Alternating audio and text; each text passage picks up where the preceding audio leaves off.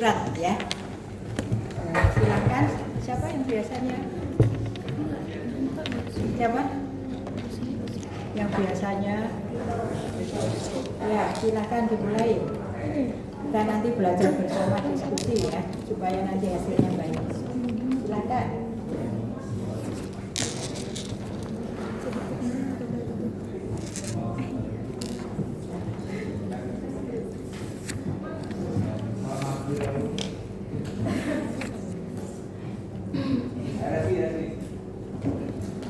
Sebelum memulai materi pada siang hari ini, harus kita berdoa sebelum belajar. Bismillahirrahmanirrahim. Raditu billahi rabba wa bil islami dina wa bi Muhammadin nabiyya wa rasula. Rabbi zidni ilma warzuqni fahma. Silakan dengan membaca hafalan surat Al-Ikhlas.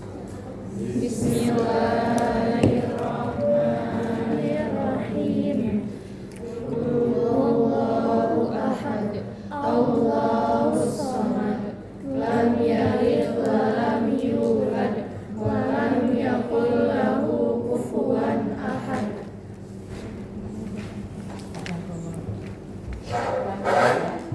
Sambil diskusi saya tanya-tanya, Anda sudah siap belum untuk ujian praktikum? Ya. Jadi nanti menurut kita mulai yang pertama. Mbak, ini siapa ini kok? Nah, mikroskop ya. Ada komponen optik dan komponen statik ya. Statis. Kemudian optiknya ada lensa ya. Lensa okuler apa gunanya? Memperbesar bayangan. Memperbesar bayangan, meneruskan bayangan yang diterima dari meneruskan ke lensa mata ya. Kemudian selanjutnya adalah lensa yang objektif ya, dimulai dari berapa? 4, terus berapa lagi? 40, 100. Jadi kalau kita menggunakan lensa okuler, lensa objektif 4, berarti berapa perbesaran yang kita dapatkan? 40 ya. Sangat kecil sekali ya sel itu. Berapa sih ukuran lebih kurangnya sel?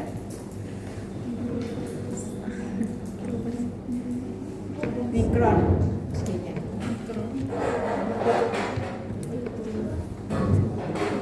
Sampai 20 mikron. Nggak sampai 20. 10 pangkat min ya. Kemudian apa guna ini? Ada meja ya, meja tempat meletakkan spesimen ya, yang dikunci oleh spesimen holder ya, penjepitnya. Kemudian kita bisa menggerakkan meja ini ke depan ke belakang menggunakan Makrometer. menggunakan ini Penggerak meja. penggerak ya, penggerak ini ya, bisa digerakkan ke depan, ke belakang, ke samping, ke kiri, ke depan ya. Kemudian untuk menaikkan turunkan tabung kita menggunakan makrometer. Makrometer apa gunanya makrometer? Itu secara mengatur jarak secara Mengatur jarak. cepat tidak mengatur jarak lalu arah fokusnya Memfokuskan ya. Kemudian mikrometer menyempurnakan fokus lebih. Kalau makrometer kita menggunakan lensa objektif 4 kali sudah tampak fokus, lalu kita pindah ke 10, tidak usah diturunkan naikkan ya. Sudah saya jelaskan kemarin. Ya itu saja saya kira. Kita lanjut pada siklus sel ya. Siklus sel itu ada interfase, ya, interfase dimulai dari fase G0, ya, G1, S dan G2. G0, ya. Contohnya apa sel yang berada pada G0 terus? Sel saraf, ya, neuron. Itu berada pada fase G0 terus, dia tidak bereplikasi, sehingga kalau terjadi cedera tidak bisa diperbaiki, ya. Kemudian dari fase G0 pindah ke G1, ya. Di sini ada suatu protein yang berperan, ya, siklin namanya. Siklin dependent kinase dan siklin, ada siklin D, nanti ada siklin A dan sebagainya. Dan kemudian di fase D ini sudah terjadi proses pembentukan, ya, pembentukan tubulin sudah dimulai dari fase G1. Kemudian fase sintesis DNA terjadi pada fase S. Ya. Kemudian fase D2, ya, fase D2 terjadi duplikasi kromosom, ya. Dan kemudian selanjutnya fase mitosis. Fase mitosis bisa dibedakan menjadi profase. Profase benang-benang kromatinya itu tersebar di nukleoplasma, ya. Nah, pada fase profase ini terjadi proses fosforilasi, ya, fosforilasi. Salah satu yang diikat oleh fosfat yaitu miosin. Ya, miosin akan diikat oleh fosfat sehingga tidak terbentuk kontraktil ring, ya, sehingga tidak akan membelah pada para sel profase karena miosinnya diikat oleh fosfat. Jadi proses fosforilasi. Membran selnya demikian juga. Yang membran selnya nanti akan ruptur, fragmen menjadi fragmen-fragmen, ya. Ada membran itu terdiri dari filamin 1, 2, 3 demikian, kemudian diikat oleh fosfat, maka dia akan berguguran menjadi fragmen, ruptur pada fase profase. Lalu di sini sudah ada tubulin, ya, tubulin 1, 2, 3 dan seterusnya. Dia membentuk mikrotubulus. Mikrotubulus lalu menjadi fase metafase dulu, ya, prometafase dulu. Prometafase kemudian menjadi metafase. Pada prometafase keseimbangan ini belum penuh, ya. Belum diikat oleh mikrotubulus sedemikian penuh. Kemudian baru pada metafase kromosomnya akan ditarik pada bidang ekuatorial, ya, diikat oleh benang-benang spindel. Benang spindel itu sebetulnya mikrotubulus, ya. Ada tadi saya katakan ada tubulus 1, 2 dan seterusnya. Lalu kemudian berpindah, ya, kekuatan keseimbangannya menjadi berkurang, menjadi kendur. Tubulusnya kemudian akan degradasi, ya, jatuh satu-satu menjadi anafase, ya. Kromosom ditarik ke kutub, kedua kutub.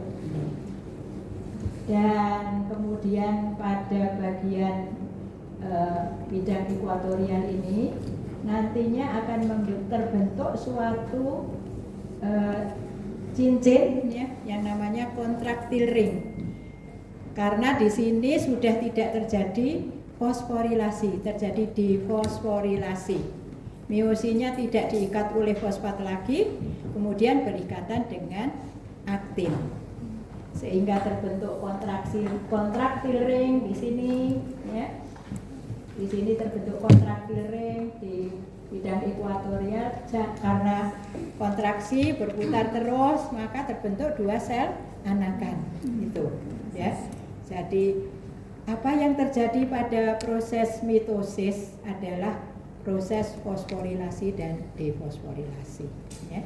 Kemudian tadi filamin nukleusnya tadi ada filamen 1, 2, 3 akan kembali tidak diikat oleh fosfat sehingga terbentuk lagi membran nukleus ya.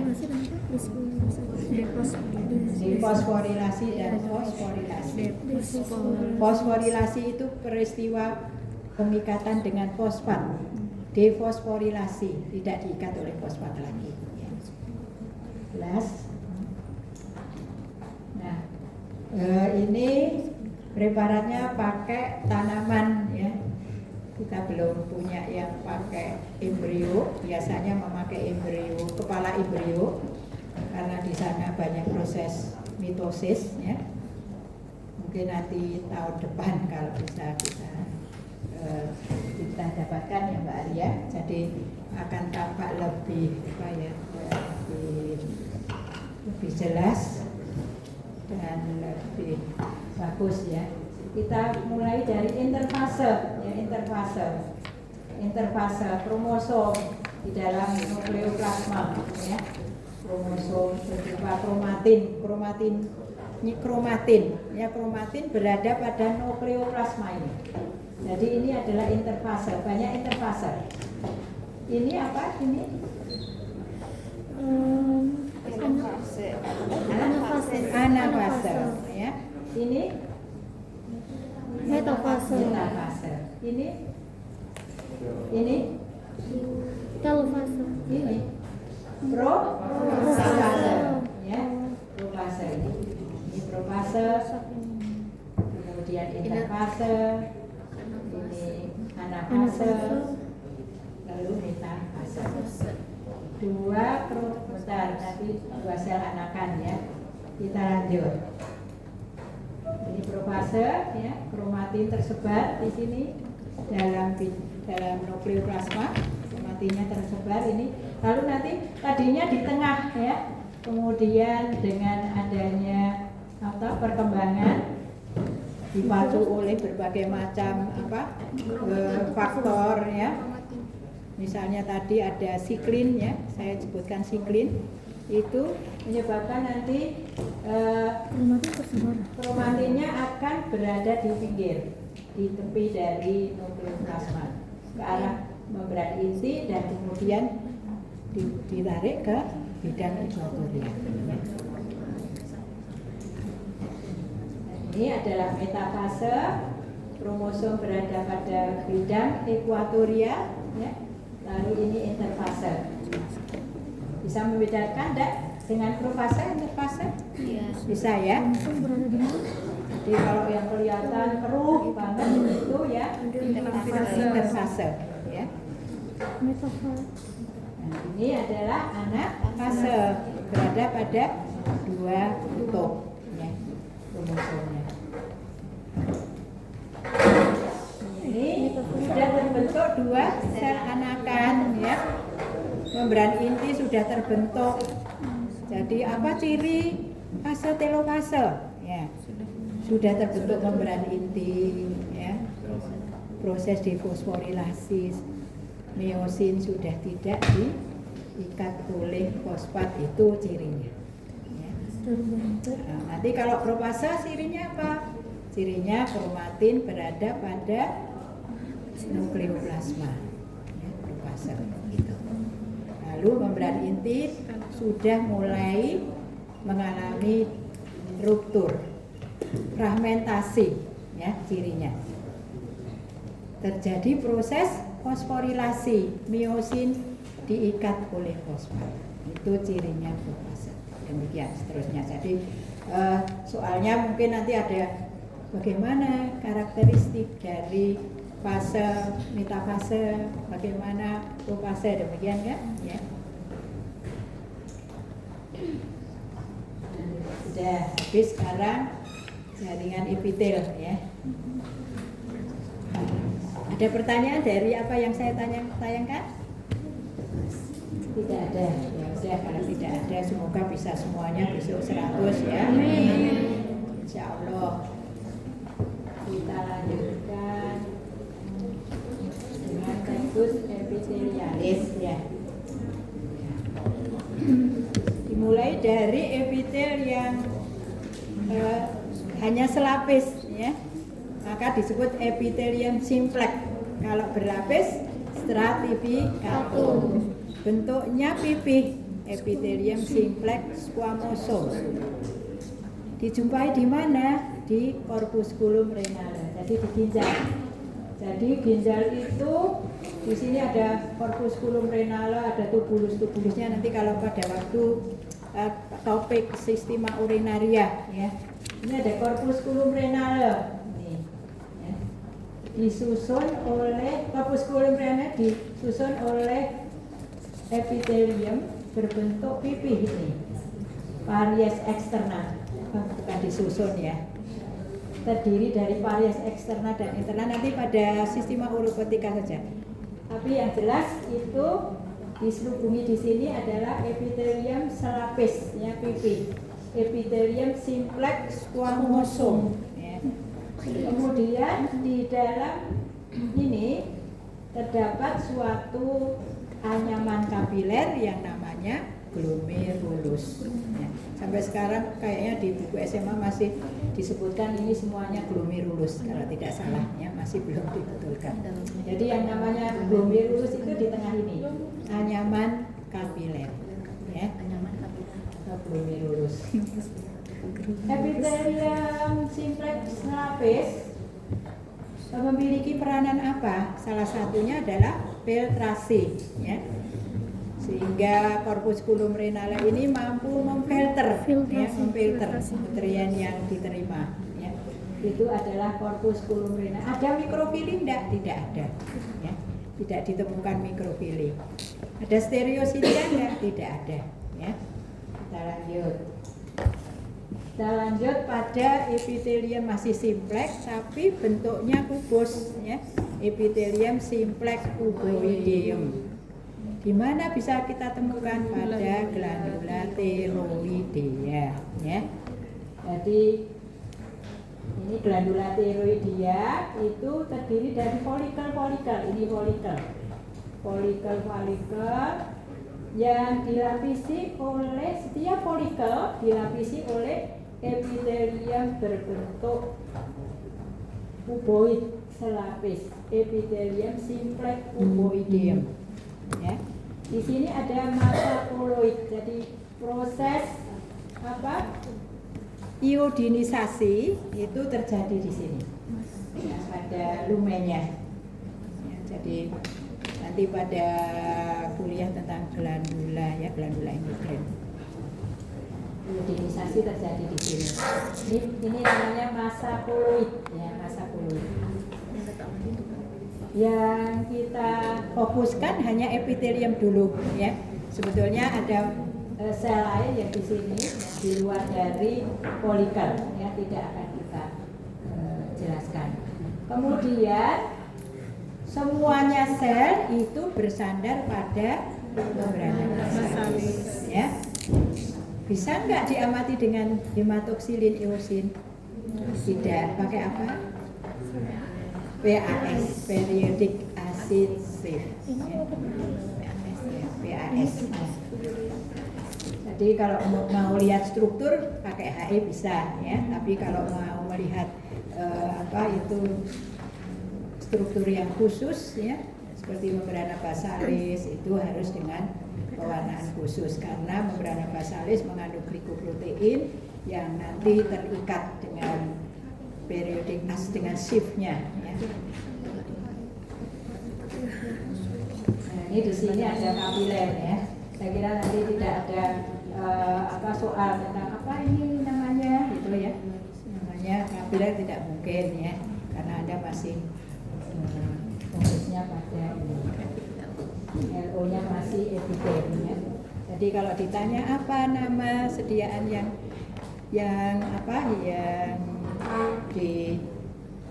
diamati ya, epitelium simplex cuboideum. Apa bentuk selnya? Cuboid. Apa nama yang ditunjuk misalnya? Nukleus ya. Apa bentuk nukleusnya? Bulat. Apa bentuk tadi yang epitelium squamous? Apa bentuknya? Pipih ya. Apa bentuk nukleusnya? Oval ya. Oh, Gitu info. ya. Jadi jangan nanti menjawabnya apa nama sediaan yang diamati. Anda menjawabnya adalah sel epitel, salah ya. Sel epitel salah. Anda banyak juga yang menjawab seperti itu ya. Sebetulnya sudah betul dia menjawab sel epitel, tapi yang kita masukkanlah adalah jaringannya ya. Kita lanjut pada masih selapis ya. Epithelium simplex columnare ya. Epitel selapis kolumner. Nih. Ini kita jumpai kemarin memakai apa? Intestinum atau pakai anu enggak? Pakai apa kemarin? Bukan kolon, pakai oh intestinum. Intestinum tenui ya, intestinum tenui. Punya fili ya, ini fili-filinya. Jonjot-jonjot usus ya kalau bahasa Indonesianya. Fili. Setiap fili dilapisi oleh epithelium simplex columnare. Kalau Anda menjawab apa nama sediaannya fili salah. Epithelium simplex columnare. Apa bentuk selnya? Selapis kolom. Bentuk sel kok kolumner ya. Kolum ini. Lalu saya kira kalau lamina propria jelas tidak ada soal seperti itu karena nanti di sistema digestoria ya. Kemudian ada sel yang menghasilkan musin, apa namanya? Menghasilkan musin, apa namanya? Di antara sel epitel ini ada sel yang menghasilkan musin, apa namanya? Sel piala, exocrinocytus kalisi, ya kalisi itu piala, exocrinocytus sel di luar di antara ini, di antara sel epitel yang berbentuk piala, namanya sel piala, exocrinocytus caliciformis, menghasilkan apa? Musin, ya. Dia mampu melumasi di sini, melumasi epitel ini untuk nanti bisa menggelincirkan makanan yang akan diabsorpsi oleh sel epitel berbentuk kolomner. Ya. Di sini ada namanya mikrofili, ya mikrofili, fili yang hanya bisa dilihat dengan mikroskop elektron terutama adalah mikrofili. Di sini ada fili-fili kecil, sebetulnya ada contoh-contoh kecil di permukaan dari sel. Jadi ini adalah sel piala ya yang jernih, exocrinocytus caliciformis ya. Oh, mikrofilinya ini membentuk suatu garis sehingga disebut sebagai limbus striatus, striated border sebetulnya. Ini limbus striatus ini ya, tampak tebal biasanya. Lalu yang berderet-deret ini namanya apa? Ini nukleus ya. Apa nama struktur yang ditunjuk? Ya nukleus ya. Nukleus. Apa nama sel yang ditunjuk? Sel piala, exocrinocytus caliciformis. Sudah jelas ya? Kita lanjut ya. Epitel yang kelihatannya berlapis tetapi tidak. Epithelium pseudo itu semu. Pseudo stratificatum. Boleh. Pseudo stratificatum ya. Sebetulnya di depan boleh kok duduk sambil di sini semuanya. Biasanya gitu. Tidak ya, biasanya di sini. Maju aja semuanya. Pakai kursi maju. Permisi dulu.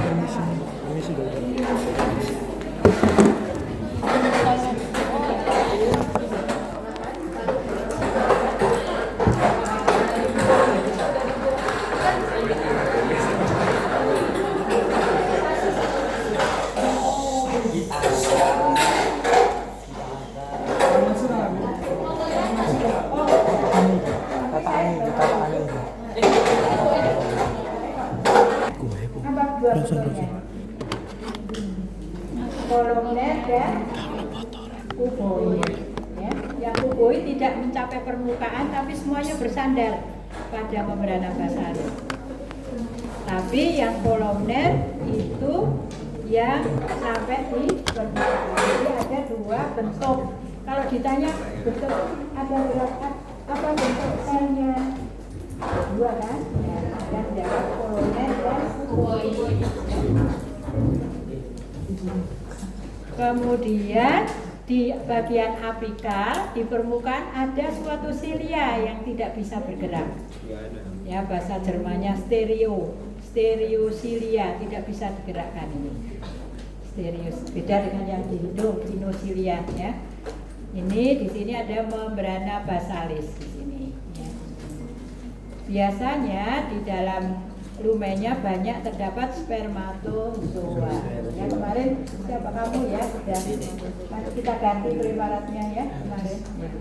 Ya. Pseudus. Jadi ada dua. Ya ini spermatozoa.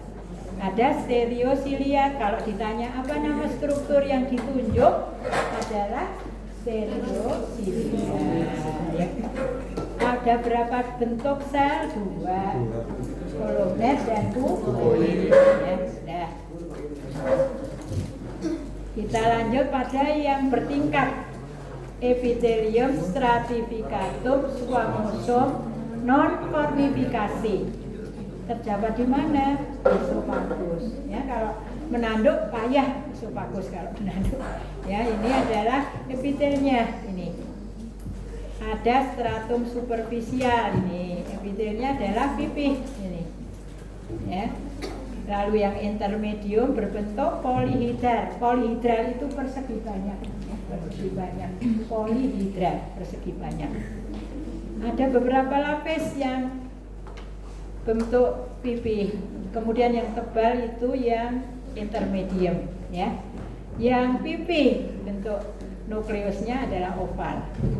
Yang baksal bentuknya adalah kuboid atau kolomner rendah ya. Jadi kalau ditunjuk apa nama lapisan ya, kalau lapisan bisa stratum basale, bisa stratum intermedium, bisa stratum superficial ya. Tidak mengalami kornifikasi. Mana yang bersandar pada membrana basalis adalah yang basal ya.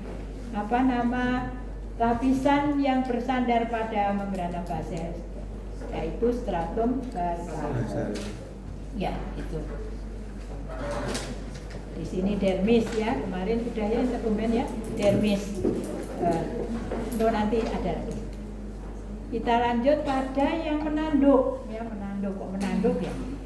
Kornifikasi ya, kornifikasi yaitu telapak tangan dan telapak kaki. Jadi kalau orang Jawa apa namanya sering apa kalau kapalan ya, kalau naik saya sering mengingatkan lagi ini namanya kapalan kulit telapak tangan. Nah itu epitelnya adalah stratificatum squamosum kornifikasi, penandukan.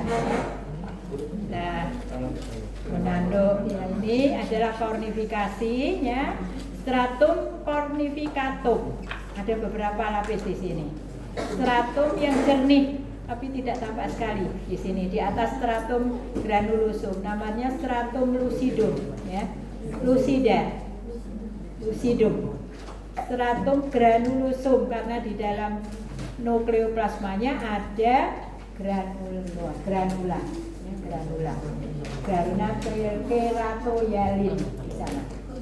Jadi di sini di dalam selnya. Lalu di bawahnya lagi adalah stratum spinosum.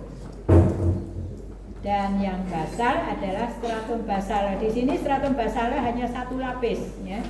Dia bersandar pada membrana basalis. Kita lihat bentuknya ya. Stratum basal bentuk selnya apa? Kuboid sampai kolomner rendah. Jadi kalau ditanya apa nama apa bentuk sel pada lapisan yang ditunjuk, bentuknya boleh kuboid, boleh kolomner rendah ya. Apa nama lapisannya? Stratum basal ya. Apa nama sediaan yang ditunjuk? Kalau sediaannya adalah epithelium stratificatum squamosum kornificatum. boleh pakai bahasa Indonesia atau bahasa Jawa nggak ada. Epitelium berlapis pipi menanduk, ya. Epitel berlapis pipi mengalami penandukan boleh. Lalu, nah nek basa Jawa yo piye to? Ini lalu stratum spinosum, ya, spina, bentuknya polihedral, kemudian punya spina, ya, yang menghubungkan satu dengan yang lain, yang namanya desmosom, kemarin sudah saya jelaskan, ya, polihedral di sini. Kemudian yang granulosum, bentuknya apa? Selnya pipi, ya. Stratum yang ditunjuk apa? Lapisan yang ditunjuk apa? Bukan stratum biasanya. Apa nama lapisan yang ditunjuk? Stratum granulosum. Ya. Lucidum saya kira mungkin bisa dilihat enggak ya? Lalu yang jernih, pokoknya yang jernih itu lucida. Lalu apa nama lapisan yang ditunjuk? Stratum cornicatum. Ya. Sediaannya namanya epithelium stratificatum squamosum cornicatum. Dijumpai di mana? Kulit telapak tangan, ya. Untuk memudahkan kamu ingat, oh kemarin Beri bilang apa? Yang mengalami kapalan gitu ya, seperti kapal. Nah, untuk menghafalkan. Kita lanjut ya pada palpebrae pada kornik konjungtiva. Ya, ini kemarin pada waktu organum visus ya. Epithelium sekarang bertingkat tetapi bentuknya kolomner ya. Dua-duanya ini dua lapis biasanya. Bentuknya adalah kolomner ya. Apa nama sediaannya? Epithelium stratificatum columnar. Apa bentuk selnya?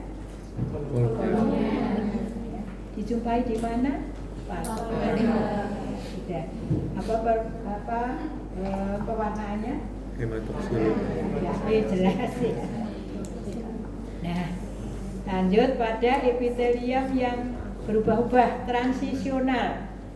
Jadi mulai dari kalik mayor, kamu mau menjawab kalik mayor boleh, kalik minor boleh. Pokoknya vesika urinaria boleh, ureter boleh. Ini pakai ureter, vesika urinaria maaf. Epithelium transisional, berubah-ubah.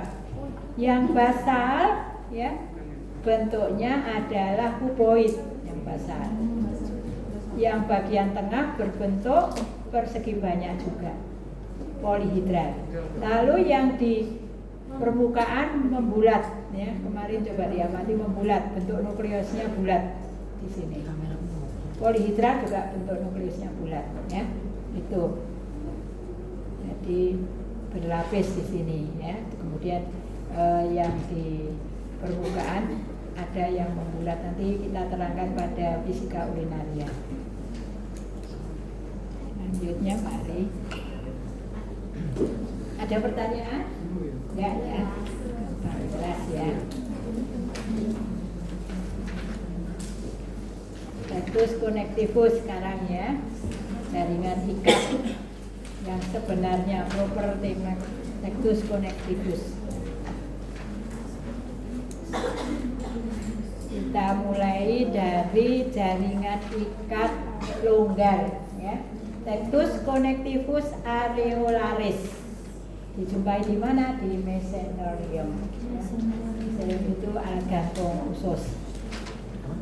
Jadi semua jaringan ikat itu punya 3 macam serabut. Semuanya ya, serabut kolagen, elastik dan retikuler. Punya matrik ya. Siapa yang membuat? Jadi kalau di jaringan ikat itu Anda sudah tahu ini jaringan ikat, berarti yang membuat adalah fibroblast ya. Yang tampak ini, yang tampak tebal itu adalah serabut kolagen. Kemudian yang samar-samar, yang tidak bercabang itu adalah serabut elastik ya. Serabut retikuler tidak tampak ya, karena serabut retikuler sifatnya argilofilik. Jadi mengikat satuan perak harus pakai AgNO3 ya, argilofil pakai AgNO3, impregnasi perak. Kalau pakai HE kita bisa mengamati serabut kolagen, serabut elastik, tapi tidak spesifik ya. Itu hanya struktur. Di sini bisa dijumpai berbagai macam sel ya, ada sel plasma ya. Sel plasma fungsinya apa? Tusukan. Ya, sel plasma mengandung membentuk antibodi apa, imunoglobulin apa? Imunoglobulin E ya. Dia akan berkolaborasi dengan apa sel plasma? Sel mas. Kamu namanya siapa? Ya. Sel mas ya. Karena apa? Karena pada sel mas ada reseptor untuk imunoglobulin E ya, tidak ada nilai 4 ya. Jadi kalau terjadi hipersensitivitas ya, misalnya dengan molen ya, apa itu bunga ya, kalau di pegunungan kita terus wahing-wahing gitu, nah itu usaha tubuh untuk mengeluarkan toksinnya. Peristiwa hipersensitivitas, kita makan udang ada yang nggak masalah, ada yang bermasalah ya, makrofagnya akan mengenali sebagai suatu antigen, diberikan kepada limfosit memberikan kepada limfosit B mengalami diferensiasi menjadi sel plasma ya. Kalau monositus berdiferensiasi menjadi apa saja? Monositus. Bisa Anda masih ingat no?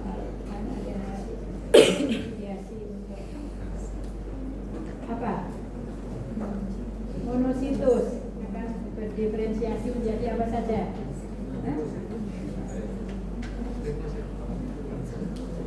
Sel Kupfer ya, di hati namanya sel Kupfer. Jadi monositus itu makrofag ya. Ada sel Langerhans, selula Langerhans di kulit ya. Jadi di tubuh kita ini oleh Allah sudah diberi ya suatu pagar yang banyak sekali. Lalu di otak kita ada apa sel yang makrofag? Kalian sama apa yang berperan sebagai makrofag? Di sekitar neurositus di otak apa? Mikroglia. Mikroglia juga berasal dari monositus, berperan sebagai makrofag. Ya. Berperan sebagai selula Langerhans di kulit, berperan sebagai antigen presenting cell (APC). Sudah saya terangkan APC.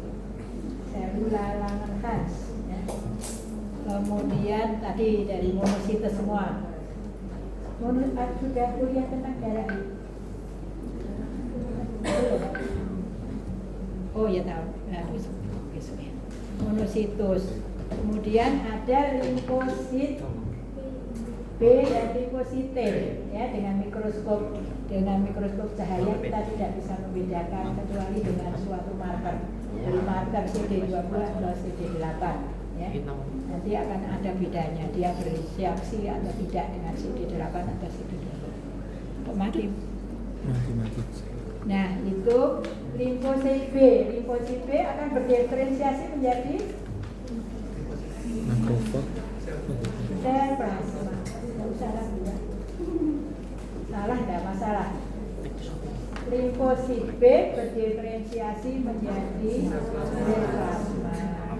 Monositus berdiferensiasi menjadi selula Langerhans, mikroglia, sel Kupfer, ada lagi osteoklastus ya, pada tulang yang meresorpsi tulang supaya kita tidak seperti robot ya.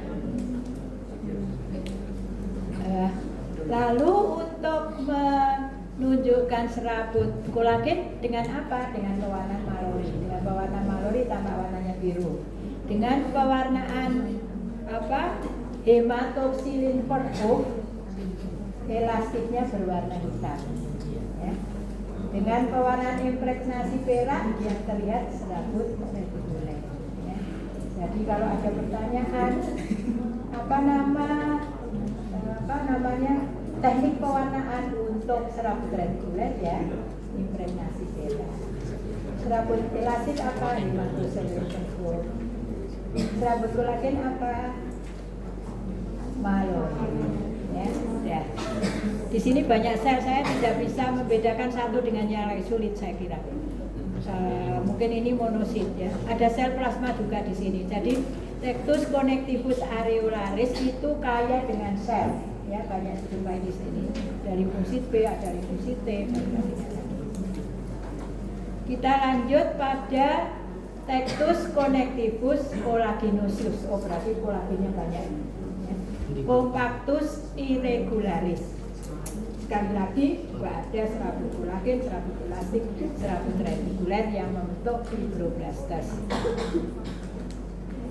Ini ada folikel ya, ada folikel rambut kalau dicabut, rambutnya ada folikel rambut ini. Ya. Di antara folikel rambut ini dijumpai jaringan ikat padat tidak berarti. Ya. Di mana dijumpai ini? Di kulit kepala. Apa nama sediaannya? Tectus connectivus. Apa nama sediaannya? Tectus connectivus collagenus. Jaringan ikat padat tidak beraturan. Ya. Saya serabut kolagen. Ya. Lalu yang nampak ini titik-titik ini adalah nukleus dari fibroblastos. Jadi yang memproduksi ya. Karena dia memproduksi protein, maka organela yang berkembang baik apa?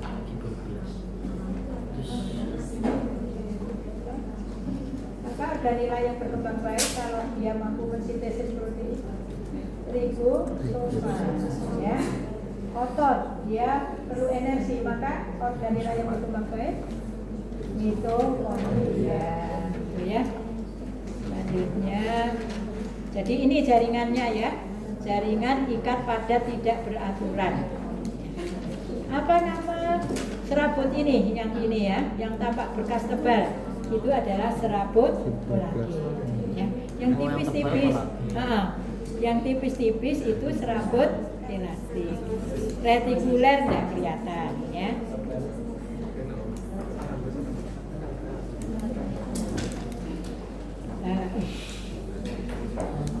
Kita lanjut pada tendo. Ya, tendo itu alias. Jadi Tectus connectivus collagenosius compactus regularis itu adalah tendo. Jaringan ikat padat beraturan, tendo.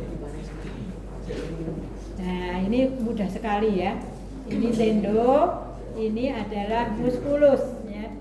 Otot, myofibra striata. Nih. Fasciculus tendinius ini.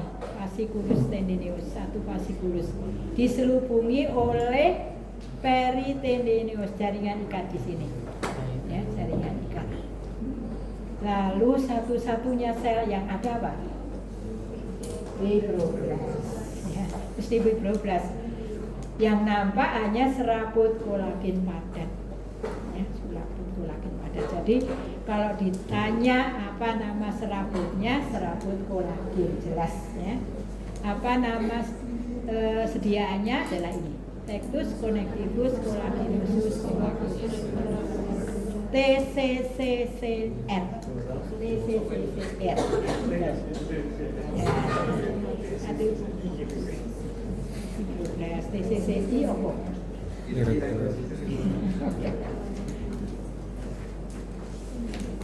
Nah, kita beralih pada Tectus connectivus adiposus. Jelas adiposus berarti jaringan lemak. Ini pada suputan biasanya. Pada orang yang gemuk biasanya cadangannya banyak. Ya. Saya sedikit, jadi energinya sedikit saya. Harus banyak makan karena cadangannya nggak ada. Ini adalah sel-sel lemak ya, adipositus. Nukleusnya terletak di mana? Di tepi, ya di tepi ini. Apa nama struktur yang ditunjuk? Berarti nukleus. Ya, ya ini nukleus. Ini adalah sel lemak. Bentuknya polihidrat, persegi panjang. Mengapa nukleoplasmanya jernih? Ya, tidak nampak gumpalan lemaknya. Karena pakai pewarnaan hematofilisin. Jadi bolak-balik dicelupkan di alkohol terus ya, alkohol 100%, 90, 80 ya, gitu ya Mbak Ari. Ya, 70 akhirnya larut lemaknya. Untuk mengamati adipositus digunakan pewarnaan osmium tetroxida. Ya. Sodan juga beda, sodan black juga bisa. Warnanya adalah hitam. Ya. Ini. Kalau Anda mengamati, oh di sini ada apa? Itu warna hitam dengan sodan black. Oh berarti itu adalah lemak. Kalau dikombinasi lagi, nukleusnya juga akan nampak ya dengan pewarnaan kombinasi lagi. Itu nanti nampak nukleusnya. Kita lanjut pada jaringan ikat ya. Jaringan ikat yang dijumpai pada waktu embrio ya. Tectus connectivus gelatinosus atau mucosus. Nah, di sini dijumpai pada tali pusat ya, funiculus umbilical. Jadi kalau bayi itu lahir dipotong kan tali pusatnya ya. Nah itu kaya dengan jaringan ikat gelatinosa. Jadi kaya dengan sel mesenkim. Jadi kalau mau membuat kultur menggunakan fibroblast kita pakai minta sedikit sedikit apa funiculus umbilical kita buat kultur. Kita biasanya diintroduksi dengan berbagai macam senyawa ya. Saya dulu pernah juga waktu masih muda. Ini adalah pembuluh darahnya ya. Waktu masih muda, masih pertama kali. Jadi minta saya masih harus banyak penelitian. Ini pembuluh darah di sini ya, pembuluh darah. Lalu ini jaringan ikatnya, jaringan ikat mukos ya. Substansia interselularis itu saya membayangkan seperti apa ya, buah serikaya ya, ada serabutnya, lalu ada komponen serabut substansi interselularis yang bisa kita amati ya, toh komponen apa kalau senyawa kimianya ya. Jadi di jaringan ikat itu ada dermatan sulfat, ada keratan sulfat, tergantung dari apa itu lokasinya ya. Ada apa itu heparan sulfat. Siapa yang membuat? Juga fibroblast. Yang membuat juga fibroblast. Jadi kalau ditanya substansia interselularis yang membuat siapa? Fibroblast. Kalau di situ ada fibroblast, ada sel mas, ada sel plasma, Anda pilih yang fibroblast ya. Lalu di sini ada selula stellata, jadi fibrosit ya, fibrosit sebetulnya. Kalau sudah kemudian berkembang menjadi fibroblast. Jadi pada awal embrio itu fibrositnya masih berhubungan, punya prosesus. Jadi seperti tangan saya ini, kemudian saling berhubungan begini. Nah, gini. Ini kayak bintang. Lama-lama ini lepas kalau sudah semakin berumur embrionya. Biasa yang pertama dulu namanya mucosus gelatinosus, nanti menjadi jaringan ikat mesenchimal. Kita lanjut, sudah ya Mbak ini. Tectus connectivus. Jaringan ikat, jaringan otot ya, atau jaringan otot ya. Kita lanjut. Ada pertanyaan tadi? Tidak ada. Ya. Tectus muskul kemarin udah ujian kok? Udah. Mudah ya?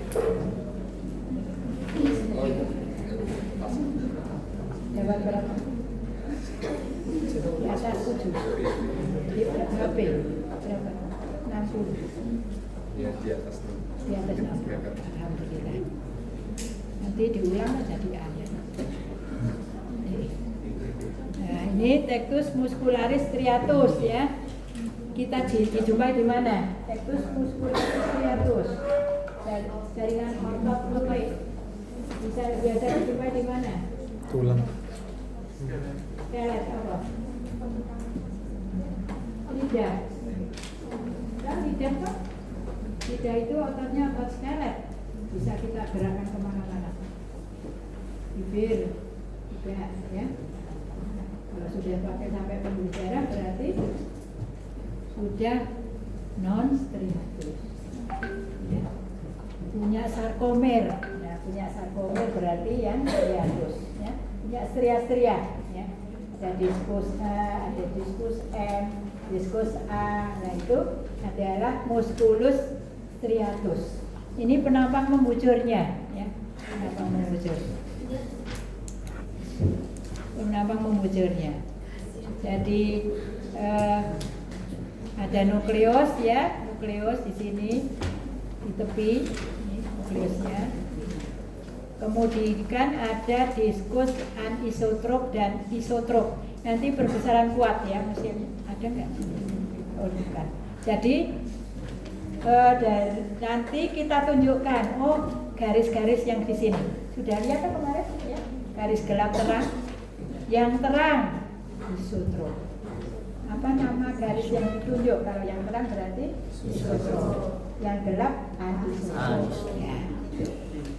Nukleusnya di tepi, ini sudah ya, nukleusnya di tepi, cirinya adalah nukleus di tepi dan memiliki banyak nukleus, multinucleated, ya, banyak nukleus. Apa cirinya? Nah, cirinya itu punya banyak nukleus.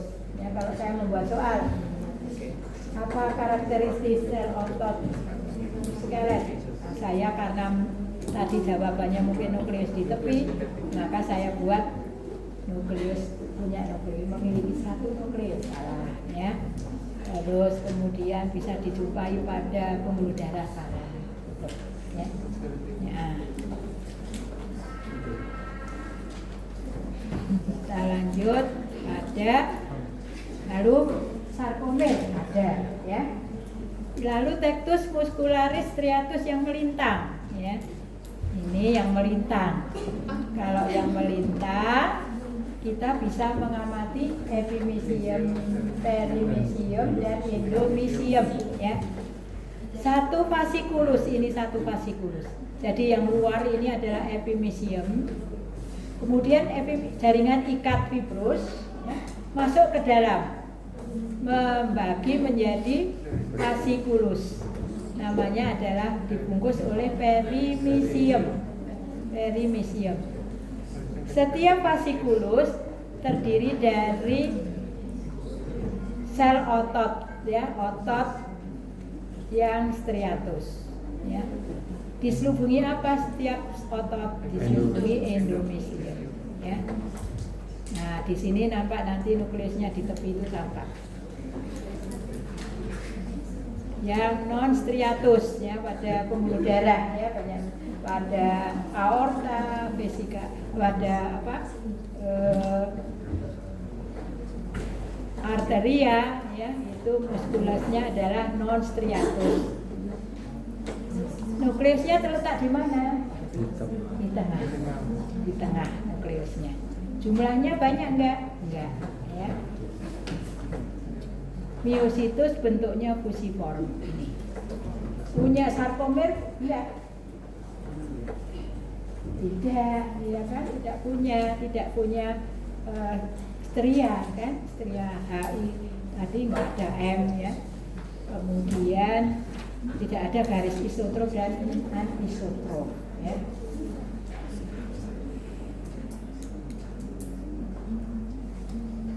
Kita lanjut pada tectus muscularis striatus cardiacus ya. Ini hampir sama dengan nukleus yang otot yang skelet ya. Dan nukleus ini di tepi. Kemudian ada diskus intercalatus ini. Diskus intercalatus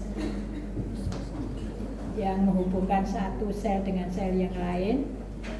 Kemudian di subendokardium atau kadang-kadang sampai pada miokardiumnya kita jumpai diferensiasi dari sel otot jantung yang namanya sel Purkinje ya. Ciri serabut Purkinje apa? Terdiri dari sel-sel Purkinje yang berasal dari diferensiasi dari sel otot jantung. Nukleusnya, sitoplasmanya banyak mengandung apa? Glikogen ya. Ukurannya lebih besar atau tidak dari sel otot jantung? Lebih besar. Nah, gitu ya. Jadi kalau saya mau membuat, maka saya buat saja merupakan diferensiasi bukan dari sel otot jantung. Ya. Nukleus sitoplasmanya mengandung glikogen, berarti benar. Ukurannya lebih kecil, salah. Fungsinya apa? Mentransmisikan impuls, ya toh, impuls saraf ke otot jantung.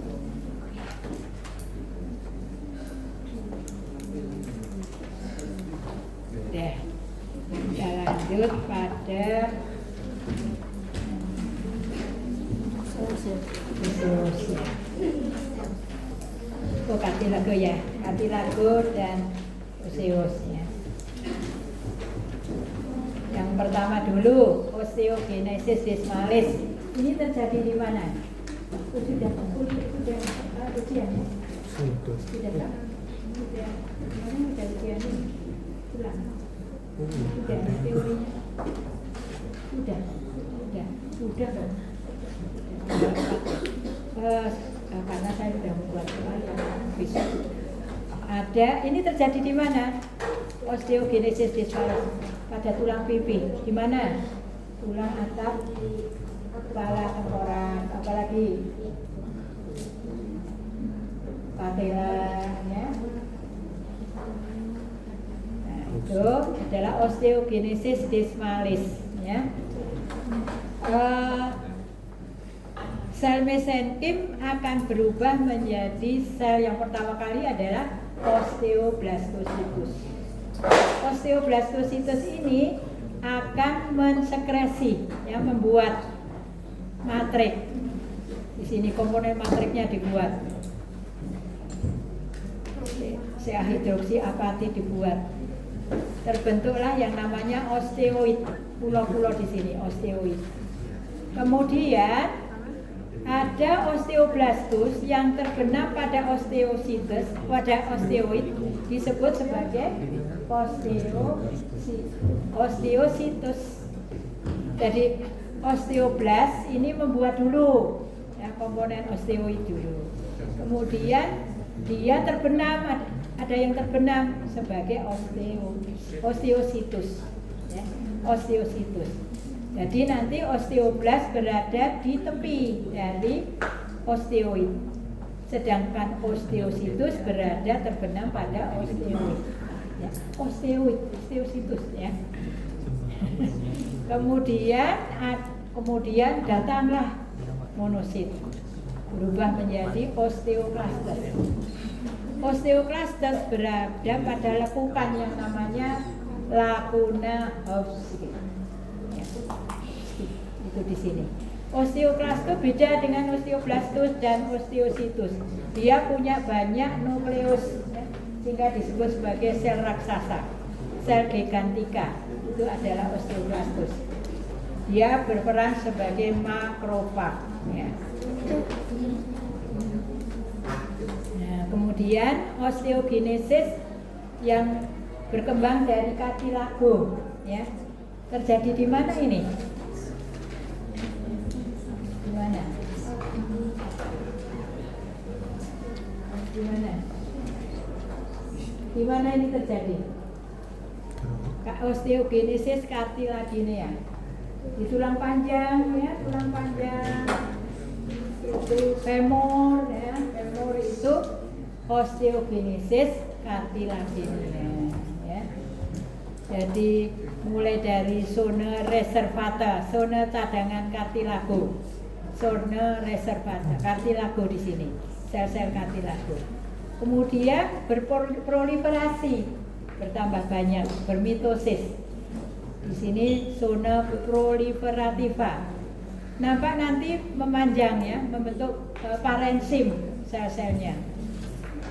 Dan kemudian berubah menjadi zona hipertropika, ya. Zona hipertropika, dan kemudian mengalami kalsifikasi, disebut sebagai zona kalsifikasi atau reserven, dan kemudian terjadi penulangan seperti tadi. Ada osteoblast, ada osteosit, ada osteoklas di sini. Zona ossifikasi. Jadi ini terjadi pada tulang panjang femur, ya. Kalau tadi pada tulang sternum, pada patella, kemudian tulang pipi. Kita lanjut pada jaringan tulang, tectus osseus, ya. Tectus osseus. Kalau tadi itu ya tadi juga tectus osseus, ya. Ya, penulangannya. Ini adalah sudah tulang pada tulang panjang, ya. Tulang panjang. Kita jumpai suatu struktur yang namanya adalah kanalis Haversi, sistem Haversi, ya, sistem Haversi, bukan kanalis, sistem Haversi. Ini satu sistem Haversi, atau disebut sebagai osteonom, sistem Haversi atau osteonom. Osteonom terdiri apa saja? Ada lamela osteoni, ya, ada lamela, ini lamelanya. Ini pakai impregnasi perak, ya. Lamela osteoni. Ini lamela osteoni. Pada lamela osteoni dijumpai osteositus. Lalu osteositus punya penonjolan sitoplasma, yang kemudian penonjolan itu di dalamnya ada yang namanya kanaliculi ossei, ya. Jadi osteonom atau sistem Haversi terdiri apa saja? Ada lamela osteoni, ada kanaliculi ossei, ada osteositus, ya. Kemudian dia bisa ada pembuluh darah enggak? Tidak ada, ya. Transfer nutrien melalui kanaliculi ossei. Jadi pembuluh darahnya di mana? Di kanalis centralis ini. Di saluran Haversi di sini. Kanalis centralis. Kanalis centralis ini, ya, ada apa? Yang tegak lurus dengan kanalis centralis yang namanya kanalis Volkmann atau kanalis perforan. Jadi tampak panjang ini. Ini kanalis perforan, ya. Di luar sistem Haversi ada lagi yang namanya kanali interstitialis. Kanali interstitialis di luar, ya.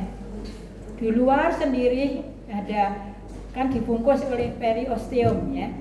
Periosteum, kita tulang itu kan dibungkus periosteum. Kemudian di bawah periosteum ada membrana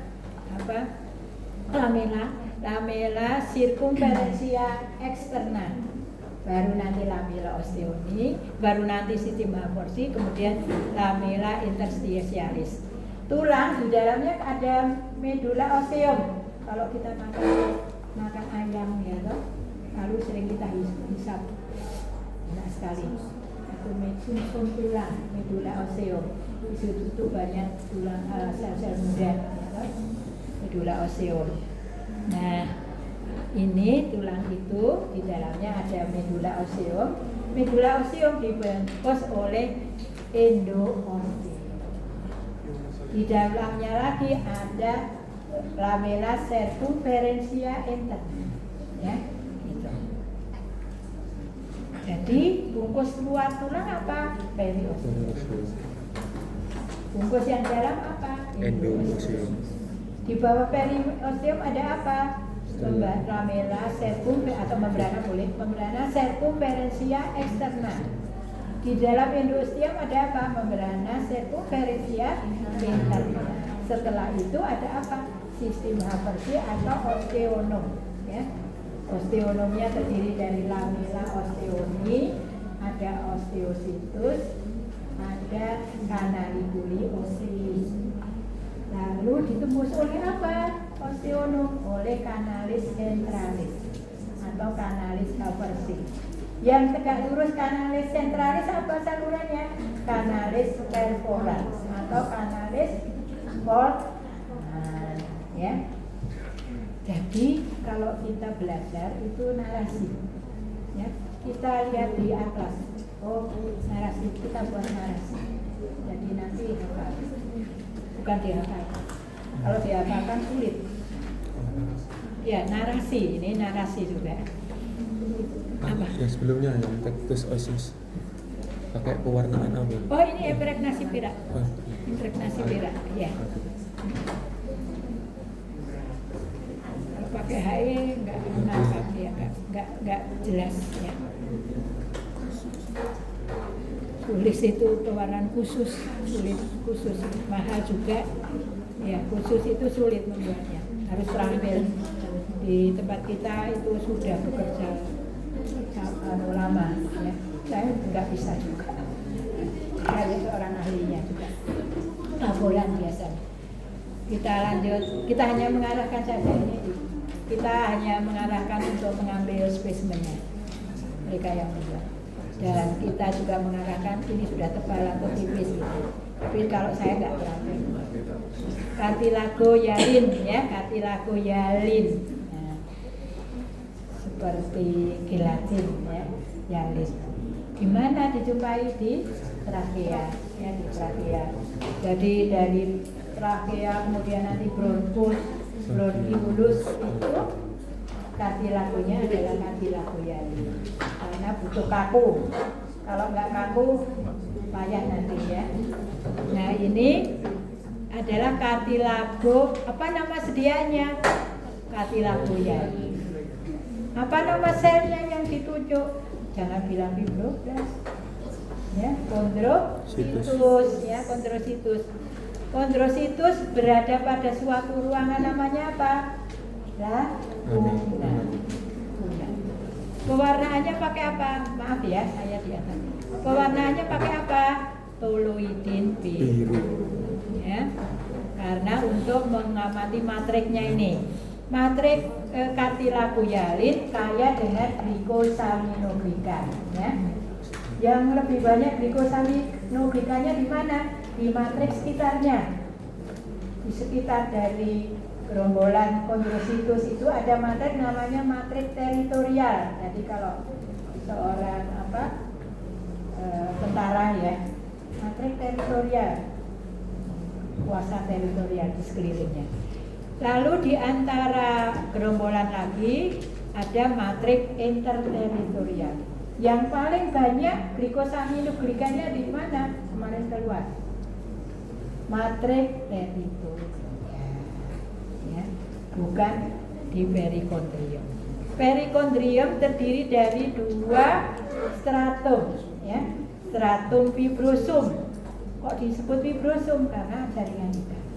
Di dalamnya lagi stratum apa? Chondrogenicum. Ya, kondrosit di sini. Chondrogenicum dan stratum fibrosum. Jadi yang banyak glikosaminoglikannya adalah di matrik teritorial. Kondrosit berada di ruangan namanya laguna, ya. Cartilago Yalin punya perikondrium. Ini cartilago Yalin, ini gerombolan saya katakan tadi esogenus ya. Banyak di sini ada 1, 2, 3, 4, 5, 1 ini. Kemudian dikelilingi oleh matrik teritorial. Di sini ada matrik interteritorial ya. Inter di luar. Jadi yang banyak glikosaminoglikannya di sini. Siapa yang membentuk matriknya? Kalau di cartilago ya kondrosit, bukan fibroblas lagi, ya kondrosit.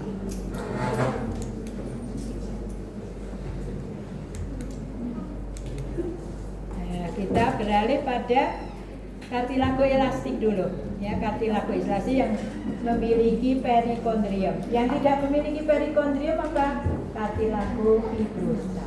Ya. Cartilago elastik.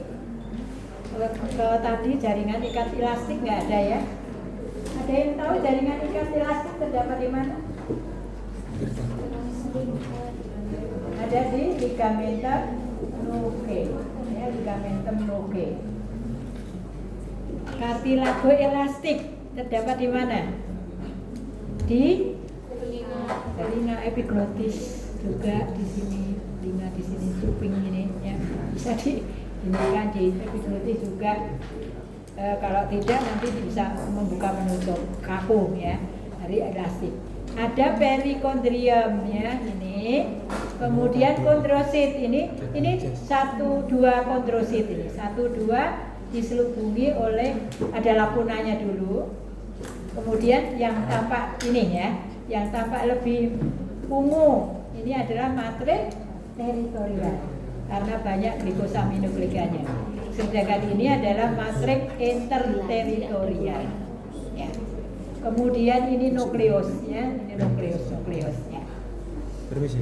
Perikondrium ini ya. Ini nampak lebih jelas ini yang stratum fibrosum ya ini, lalu ini yang chondrogenicum ini. Ya. Lanjut Pak. Oh tadi ada fibrosa ya? Bentar. Oh ya ini yang belum. Cartilago fibrosa yang tidak punya perikondrium. Ya, jadi ciri dari cartilago fibrosa dia tidak punya perikondrium ya. Kondrositnya berada pada lakuna enggak? Pada lakuna tetap ya. Sama, cuman bedanya tidak ada perikondrosit. Cartilago fibrosa terdapat di mana? Di ischius intervertebralis ya. Itu. Jadi harus hafal di mana ya. Ya, kita lanjut.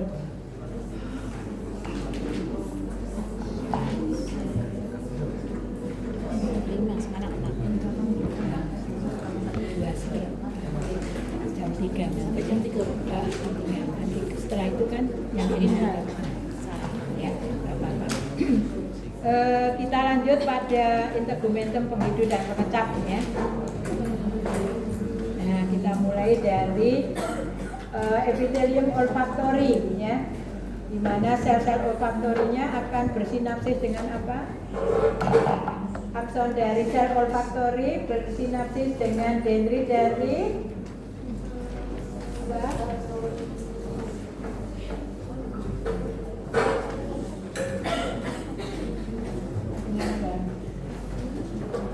Harinya bulbus olfaktorius yang di mana di situ ada apa stratum yang bilateral ya. Jadi kita lihat di sini ada konke, ya konke, tapi kita tidak tahu konke inferior mana, superior yang mana ya, karena di histologi kalau di anatomi saya kira bisa.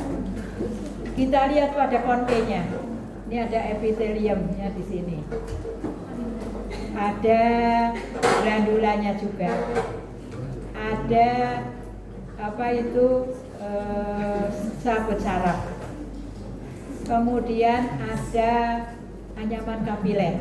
Ya. Siapa yang melembabkan udara pernafasan? Yang melembabkan udara yang dihasilkan oleh apa? Yang melembabkan udara pernafasan siapa?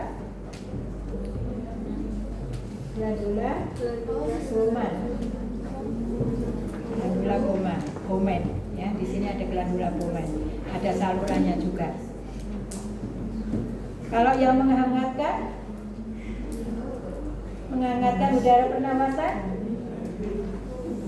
apa yang menghangatkan? Di belakang itu yang menghangatkan siapa? Menghangatkan udara pernafasan. Yang menghangatkan siapa? Plexus venosus. Kita lanjut. Di sini banyak. Ini yang cek. Jadi kita lihat di sini ada berbagai macam sel ya. Ada sel olfaktori, ada sel basal, sel penunjang, sel penyokong ya, sel basal yang bermitosis ya. Jadi apa nama sel yang bermitosis ya? Sel basal. Apa sel yang mengambil odorat? Ya, sel olfaktori ya. Sel penyokong, ada 3 macam sel di sini. Kemudian kita lihat ada salurannya. Di sini ada glandula olfaktori atau glandula Bowman, ya. Glandula Bowman ini. Ini glandula Bowman. Ini. Nah, ini glandula Bowman, ini duktusnya, salurannya. Ductus olfaktori. Ini glandula Bowman-nya. Kemudian ini ada neurofibra olfaktori. Jadi kalau odoran diambil oleh sel olfaktori, kemudian melewati suatu jaringan tulang, ya, ethmocoid, kemudian dia akan bersinapsis dengan bulbus olfaktorius, ya. Tidak bisa kita bedakan, ya. Jadi kalau ditanya epitelium apa yang sediaan ini, epitelium apa? Epitelium olfaktori. Ada sel apa saja? Epitelium sustenan, epitelium basale, epitelium olfaktori, ya gitu. Epitelium signe boleh olfaktori sudah betul. Misalnya tidak pakai neurosensorium, ya. Jadi ada 3 macam sel. Apa nama struktur yang ditunjuk? Apa ini? Neurofibra olfaktori. Ini neurofibranya, ya. Sebetulnya kemarin ada juga plexus venosus. Ada yang mahasiswa yang saya tunjukkan sebetulnya. Plexus venosusnya di tempat yang lain dari di bawah biasanya. Kemudian apa nama saluran yang ditunjuk? Ya, ductus olfaktorius. Ini ductusnya. Apa nama struktur yang ditunjuk? Glandula olfaktori atau glandula Bowman. Ya, ini masih serap-serap, ya. Jelas sudah? Tidak ada pertanyaan? Ya. Banyak sekali, ya. Kemudian kita sampai pada papila, ya, papila circumvallata. Ada banyak papila di lidah kita, papila piriformis, ada papila circumvallata, ada papila vallata dan sebagainya. Papila circumvallata ini yang kita ambil karena ada gema gustatoria. Kalau pada piriformis nggak ada. Jadi cirinya papila circumvallata, epiteliumnya adalah stratificatum, squamosum, non cornificasi. Pada daerah terminal kita jumpai adanya puntung pengecap, ya, gema gustatoria ini. Ini gema gustatoria. Ini di sini ada gema gustatoria. Puntung pengecap seperti halnya tadi, epitelium olfaktori juga terdiri dari 3 macam sel, ya. Ada sel sustenan, ada selula gustatoria, ada selula basal, ya, sama. Kemudian di puncak sini ada suatu lubang namanya porus gustatorius, ya. Porus gustatorius. Jadi cirinya dia epitelnya stratificatum, punya 3 macam sel tadi, selula gustatoria, selula basalis, selula sustenan, dan juga punya porus gustatorius, yaitu miositusnya sudah jelas tadi, miositusnya striatus, ya. Jadi kalau dari aspek biokimiawi saya kira juga ada mekanismenya, ya, bagaimana bisa merasakan asin, pahit, apa itu umami dan sebagainya. Nah ini, jadi ini adalah gema gustatoria, puntung pengecap, punya 3 macam sel, epiteliositus gustatorius, epiteliosis sustenan, epiteliosis basal yang tidak bisa kita bedakan, ya. Kemudian ada porus ini, porus gustatorius, ya. Jadi kalau ditanya apa nama struktur yang di bulat ini satu ini berarti gema gustatoria. Kalau yang ditunjuk ini saja berarti porus gustatorius. Ada apa saja sel yang ada di situ? Berarti ada epiteliosis gustatorius, epiteliosis sustenan, epiteliosis basal, ya.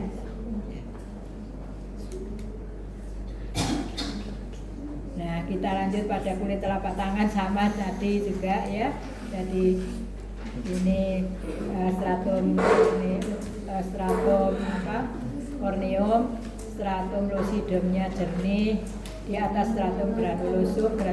Saya tidak mengulangi lagi ya. Hanya di sini ada dermis ya, maaf Pak.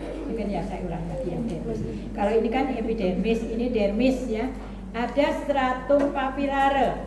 Nah, ini peninggian dari dermis yang namanya papilla.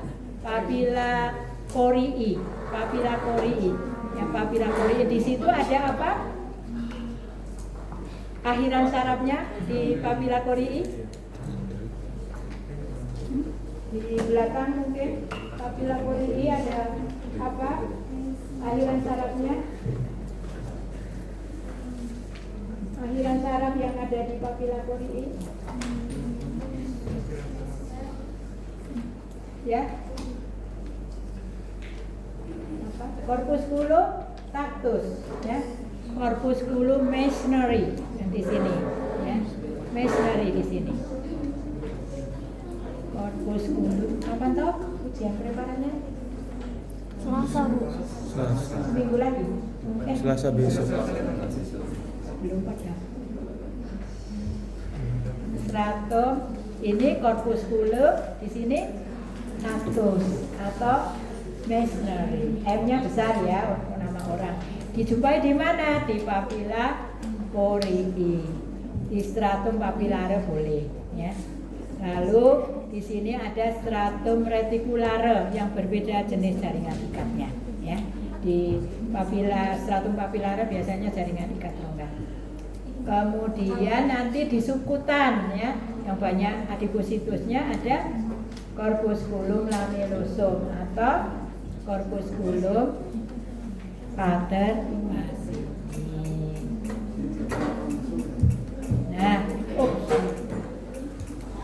Nah, ini ya, ini namanya corpusculum. Apa nama struktur yang ditunjuk? Meissneri. Ya. Apa nama struktur yang ditunjuk? Lamellosum. Ada lamellanya ini, kemudian ada fibroblast ini, nukleus dari fibroblast. Ya. Ini daerah subkutan. Kulit kepala, ya kulit kepala. Pada kulit kepala kita bisa jumpai glandula sebacea yang jernih ini. Jadi kalau sebum dihasilkan, sel-selnya ikut terkelupas, ya, apokrin. Nah ini adalah glandula sebacea yang jernih-jernih. Kemudian ada glandula sudorifera yang menghasilkan keringat, ya. Ada ekrin dan mekrin. Nah, kita lihat di sini adalah glandula apa? Sudorifera. Glandula apa? Sebacea. Ini otot, ya, otot jaringan ikat.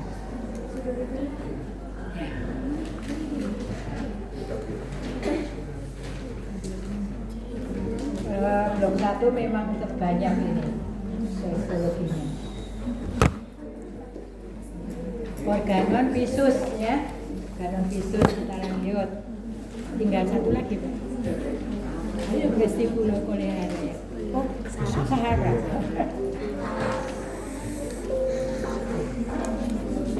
Nah, kita lanjut pada pertama sekali dulu jadi ke arah posterior ya. Posterior adalah retina. Jadi yang posterior di sini yang posterior ya. Ini vitreous body di sini. Lalu kita mulai saja dari anterior ya. Ini choroid ya, choroid. Choroid ini, choroid. Ada suprachoroidea ya.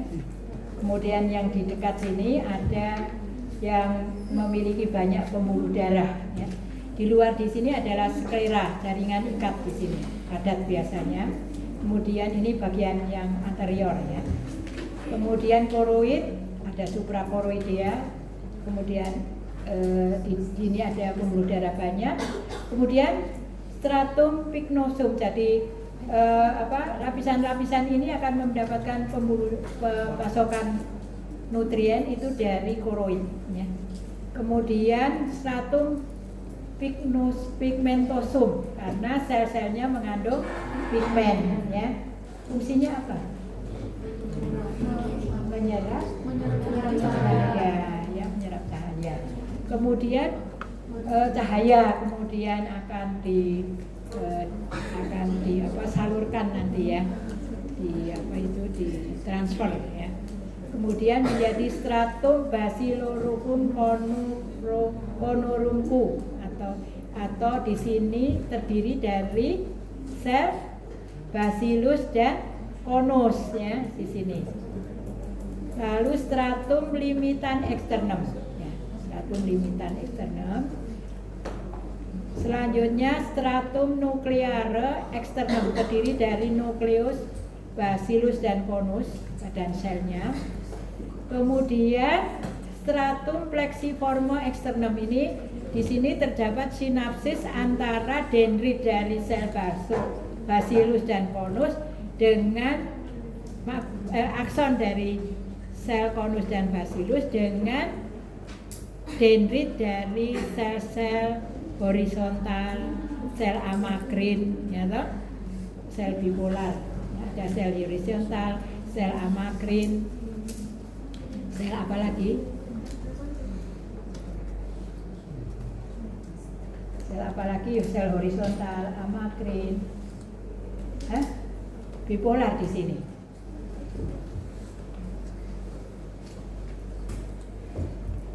Kemudian beralih lagi stratum plexiforme internum. Ya, internum ini stratum nucleare internum itu terdiri dari sel-sel bipolar. Dia tadinya dendritnya bersinapsis dengan akson dari sel-sel bacillus dan conus. Kemudian menjadi stratum plexiforme internum, di mana di sini terdiri dari sinapsis antara akson sel-sel bipolar dengan dendrit dari sel-sel ganglion. Sel ganglion bipolar tidak? Multipolar atau bipolar? Multipolar ya. Lalu sel ganglion nantinya aksonnya akan membentuk stratum neurofibrarum ya di sini. Di sini tadi selain ada sel amakrin, sel horizontal, juga ada sel Muller. Muller. Nah, sel Muller inilah yang membentuk stratum limitan internum yang membatasi retina dengan badan ini. Ya, itu adalah retina. Sklera koroid retina.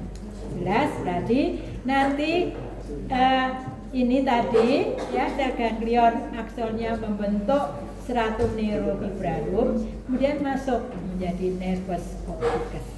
Ya. Di sebelah mana boleh? Retina paling sulit ya. Sulit nggak? Jadi apa nama lapisan yang ditunjuk? Ini gampang. Stratum ganglionara. Ya. Apa nama lapisan yang ditunjuk? Habis ganglionara pasti nukleare yang internum. Ya. Dekat koroid. Oh, kalau yang biru-biru ini pasti stratum nukleare externum. Ya. Hah? Apa?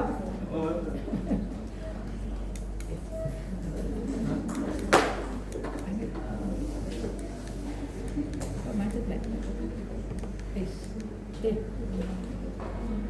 Habis baterainya.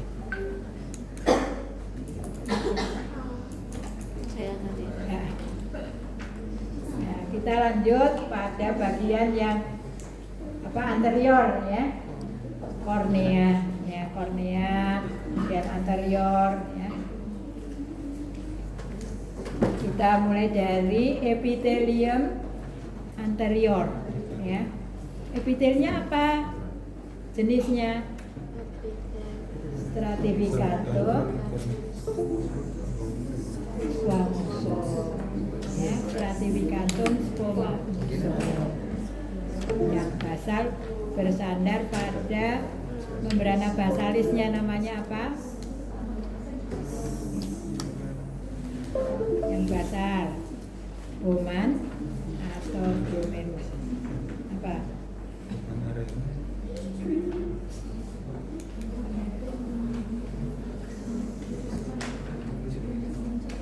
Membrana anterior, ya, di sini membrana anterior. Kemudian setelah itu adalah substansia propria. Punya pembuluh darah enggak di sini? Tidak, ya. Kalau pembuluh darah ada berarti nanti menjadi matanya menjadi Merah di merah. sklera. Ya, merah.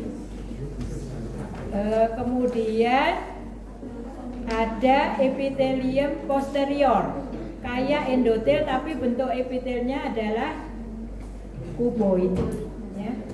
Dia bersandar pada membrana posterior tentunya, ya. Lalu lanjut lagi, di sini red cornea, di sini ada iris, ini iris yang permukaannya posterior. Yang kasar permukaan posterior atau anterior? Yang kasar posterior. Posterior terdiri dari apa saja? Fibroblastos dan melanocytos, ya. Kemudian kalau yang anterior hanya terdiri dari pigmen, ya, epithelium pigmentosa. Kemudian lensa ada kapsula di sini, kapsula. Kemudian epithelium, ya.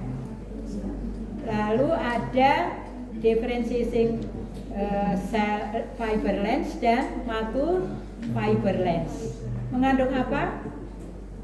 Selnya ini yang menentukan indeks bias. Apa namanya proteinnya? Kalau kamu dari sana ke sana mesti lihat apa? Kristalin. Jadi proteinnya adalah kristalin, bukan albumin. Kalau albumin menentukan apa tadi? Tekanan osmotic colloid, ya. Nih. Kemudian kalau ini adalah lensa, ya. Tadi ada kapsula, kemudian maaf ya, anterior, ya. Ya. Ini adalah yang anterior, ya, anterior. Maaf, yang anterior justru yang hanya kayak fibroblast dan melanocytos. Yang posterior yang pigmen, ya, sel-sel pigmen di sini. Kemudian iris membentuk, ada badan siliaris, ya, toh? Ada badan siliaris. Kemudian ada prosesus siliaris, prosesus tonjolan-tonjolan ini. Ada epithelium non pigmentosa dan pigmentosa. Yang non pigmentosa yang menghasilkan apa? Warna. Apa? Yang non pigmentosa menghasilkan apa? Prosesus siliaris menghasilkan apa sih? Humor aquosa, ya. Jadi yang non pigmentosa akan menghasilkan humor aquosa. Berada di mana? Di belakang retina. Kamera anterior atau Anterior. ya. Kemudian nanti masuk melalui kanalis klim, ya. Ya. Sudah, ini prosesus selularis, hafal? Ini iris, ya. Ini iris, sudah, ya.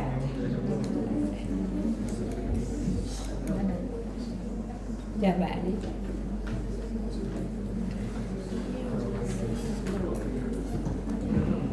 Kayak gini. Oh, laptopnya minta laptop, Bisa ganti. minta ganti. Ya. Nah, sudah, ini lensa, ya. Ada kapsulanya, ini ada epithelium yang di dalam kapsulanya, lemstis di luar justru kapsulanya. Apa nama lapisan yang ditunjuk? Kapsula lentis. Apa nama lapisan yang ditunjuk? Epitelium. Jangan keliru ya, epiteliumnya di dalam. Ini adalah fibrolintis, ada matur dan differentiating. Yang matur punya organela enggak yang differentiating? Punya organela enggak? Kira-kira yang punya organela yang matur apa yang differentiating? Ya, karena masih diferensiasi harus ada organela ya secara nalar ya. Jadi yang matur sudah tidak punya karena sudah tidak terdiferensiasi. Isinya adalah kristalin semua. Ya. Jadi di differentiating masih ada kristalin sih, tapi yang penuh di matur fiber cells ya. Ingat-ingat. Kemudian palpebra ya, palpebra ada banyak glandula. Ada glandula meibom, ada glandula mol. Nah, yang nanti ini jadi palpebra epitelnya apa tadi?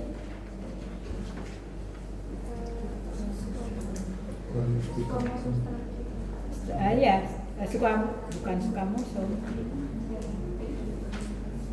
Stratificatum columnar ya toh. Ya, ini. Jadi epitelium yang facies externa ya, facies externa ini. Ada glandula meibom ya, glandula meibom. Ini atau glandula tarsalis itu terletak di mana? Di tarsal. Jadi ini tarsalnya. Di tarsal itu ada glandula tarsalis yang menghasilkan apa? Menghasilkan apa? Jangan kantok. Apa? Air mata.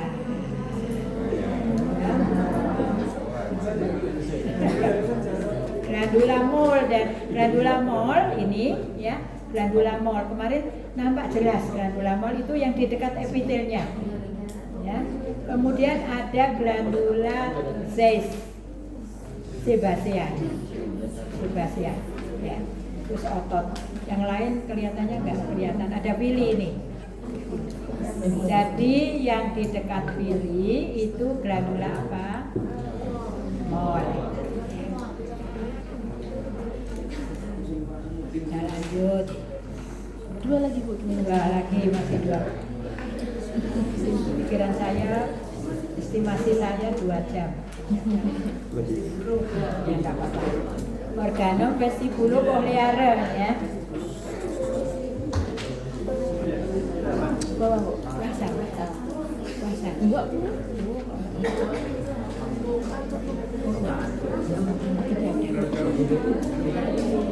Nah, kita lanjut ya. Ini gambaran skema karena kita tidak punya preparannya nggak punya. Kita kemarin mau apa ya namanya, bukan beli, mau pengen dapat dari UGM, ternyata di sana mahasiswanya banyak, ya tidak jadi. Sebenarnya sudah mau diberi tapi tidak jadi. Ya itu karena di lain tempat tidak ada. Kemudian ini adalah di cochlea ya, vestibulocochleare. Ya, ini yang di bukan vestibula tapi di cochlea. Kita lihat di sini ada skala vestibuli, ada skala timpani, isinya apa? Perilimfo. Ya, jadi kalau otolitnya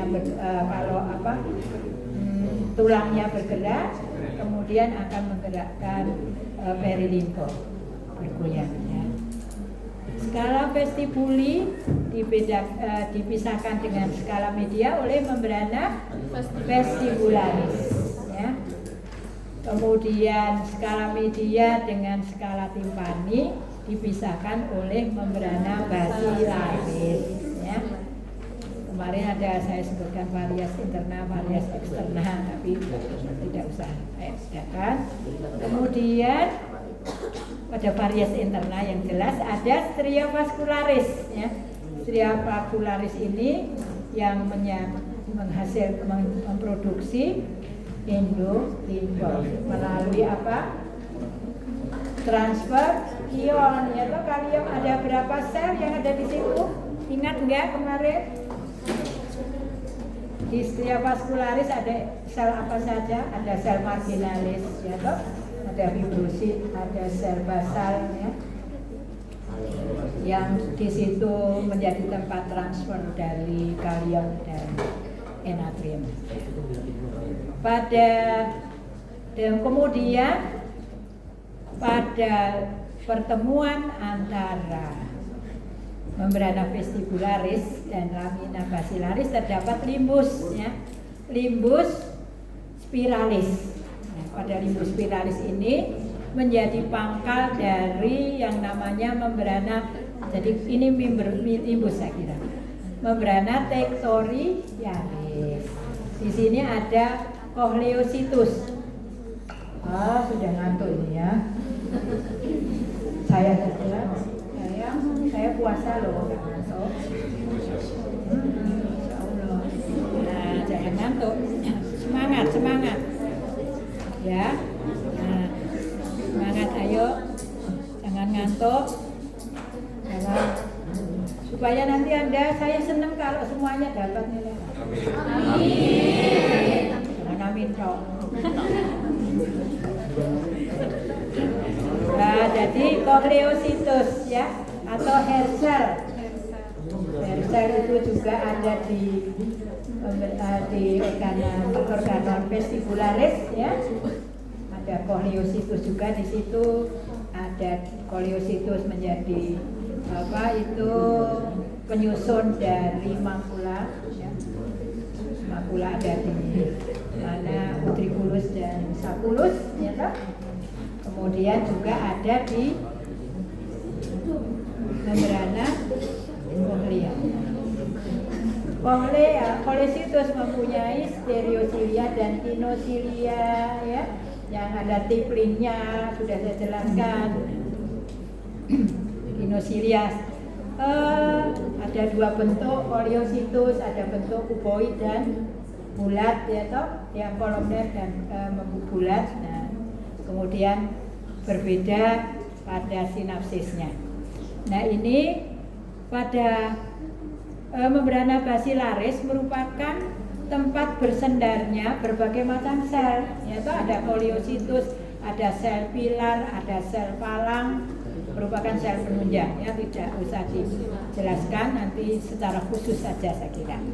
Kemudian ada serabut saraju, ada ganglion, ya, ganglion spiralis, ganglion. Ya. Ini masih banyak ya, udah ini aja. Ini jadi nanti saya kira kemarin praktikumnya pakai ini ya. Ya. Jadi skala media dan skala ada skala media, ya. Skala media mana? Ini skala apa? Skala Timpani ini. Ini membrana basilaris. Media vestibular. Ini skala. Buat ini ya, ini helikotrema atau yang sana ini skala vestibulis, skala media, ya. Ini di sini ada membrana tectorialis. Nah, ini apa? Serabut saraf. Ini ganglion spiralis. Ya udah, ini sudah bisa. Ya sudah, tidak saya ulangi ya. Jadi ini kalau ini bergetar kemudian bertemu dengan membrana tectorialis. Udah, ini tidak bisa. Alhamdulillah. Singkat saraf. Las. Ya udah dibutuh dulu. Yang mana? Nggak usah. Di lensa Video ada. Nanti tak upload di drive aja. Udah, di sini ada. Ya PT-nya di lensa ada. Ya, YouTube. Ya. Kejar cepat. Sistem saraf pusat dan perifer sekarang.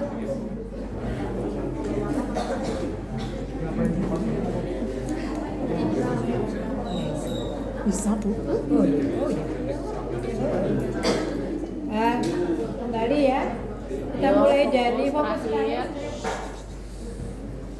saraf pusat dulu, medula spinalis ya. Medula spinalis. Di sini ada bangunan seperti kupu ya. Jadi yang luar adalah substansia alba, yang dalam substansia gracia. Substansia alba, substansia gracia. Di substansia alba tidak ada neurositus ya, di substansia gracia yang ada. Ada yang posterior, ada anterior. Yang posterior yang neuronnya lebih besar ya, karena motorik. Yang anterior lebih kecil. Kemudian di tengah ada kanalis centralis yang diselubungi oleh epidemositus ya. Kemudian di sini serabut saraf dan berbagai macam glia ya, ada mikroglia, ada apa itu oligodendroglia dan sebagainya. Ini kornu posterior, kornu anterior ya sudah. Kita lihat ini substansia alba, serabut saraf dan neuroglia ya. Substansia grisea ini ada kanalis centralis, epidemositus ya. Bentuknya apa epidemositus?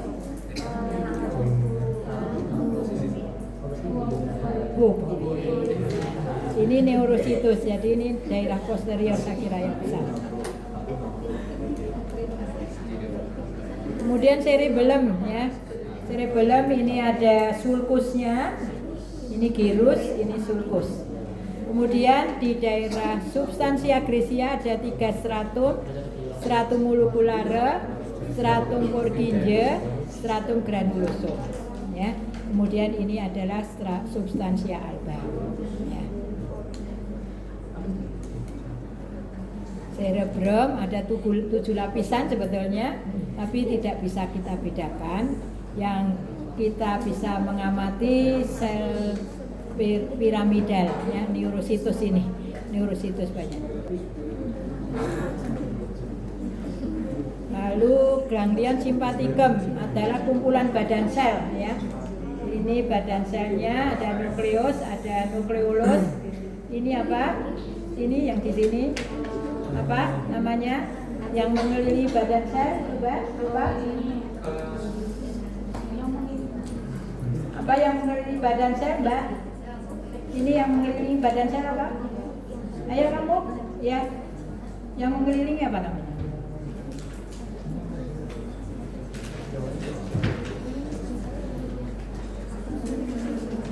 Ini kamu? Ya, kamu. Apa yang mengelilingi? Apa? Sel satelit. Atau namanya Latin apa? Gliositus ganglii ya, gliositus ganglii. Kemudian ada fibroblast, ada serabut saraf yang masuk keluar masuk. Ada kapsulanya, jaringan ikat ya.